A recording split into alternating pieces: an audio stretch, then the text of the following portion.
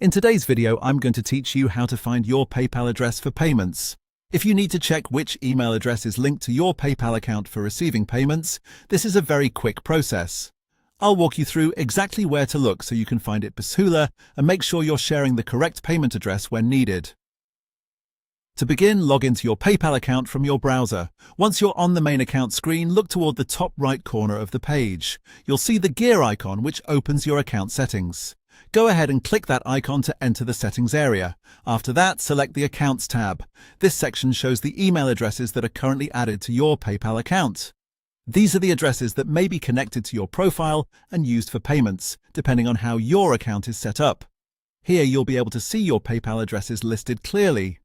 Take a moment to review them carefully so you know which one you want to use for receiving money. If you have more than one address on the account, it's a good idea to make sure you're sharing the correct one with the person or business after sending you a payment.